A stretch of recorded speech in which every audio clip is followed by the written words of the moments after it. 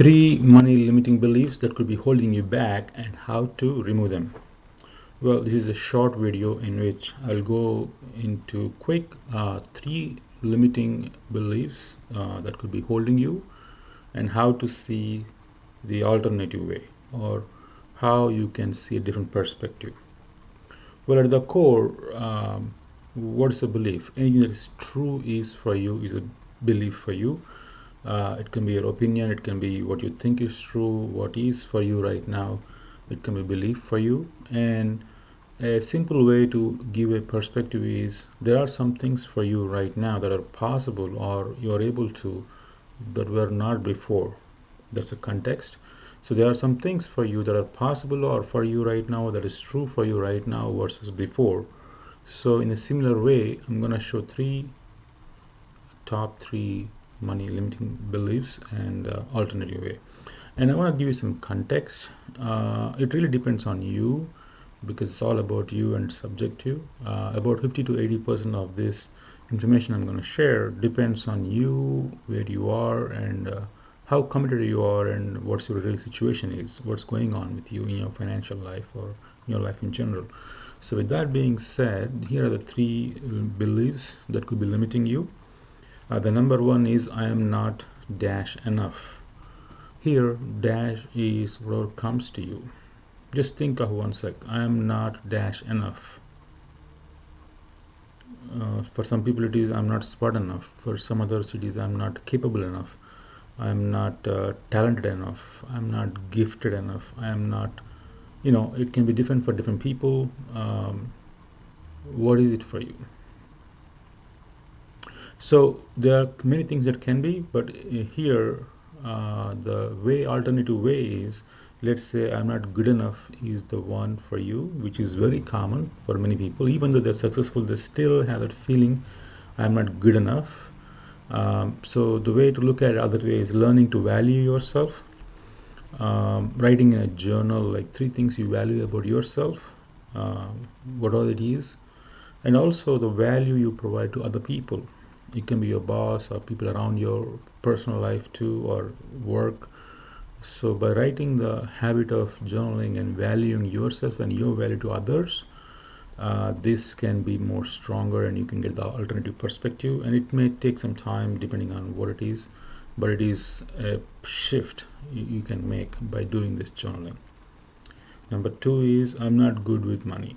Well, if you are somebody who has a avoidant personality, or you don't want to deal with money that much in personal life, what's going on, this will be impacting you. Or I'm not good with numbers, I'm not good with money, I'm not good with dealing with all these things. You're completely avoiding it. That is a belief you're carrying. So here's the way to other look around. We all learn a lot of skills. There are many things you have right now which you learned before. By taking small steps, you can increase your feeling about this area for you. What is the alternative way that is possible for you? It could be as simple as checking your balances. It could be as simple as paying more attention and a little bit of more awareness. So whatever that is for you in terms of not good with money, not good with numbers, not taking care of some responsibilities in some of them, by paying more attention you can have more awareness and improve this, and you can increase your possibility for that, whatever that is. And three is wealth or greedy money is evil. It's not spiritual to have money. Well, if this is for you, our judgments, whatever they are, they're ours. So it's not about anybody else, it's about ourselves. So whatever this is for you, it is about you. It's not about other people. So the way to look at it is it's just an exchange of value, and wealth is a measure of value provided to the world, to the whole world or people outside who are given value. It's an exchange.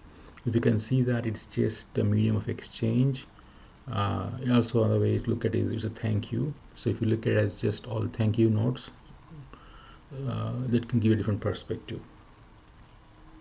Now I know I shared three quick, there can be a lot more, but to give you a summary again, I'm not good enough, I'm not good with money, numbers, and money, wealth, or evil. It's not spiritual to have money. The three beliefs, See how you feel about yourself. If any of them are true for you, you can look at the alternative perspective I just gave, and that can help you in your situation. If you can uh, make some mental effort to see the alternative perspective, and depending on how ready you are and where you are. Now, with that being said, I'm also going to cover in detail a lot more beliefs, limiting beliefs, and also alternative possibilities, and also the source of beliefs, where you got them. It can be multiple ways, and how it can be still stuck. You want to have some personal attention.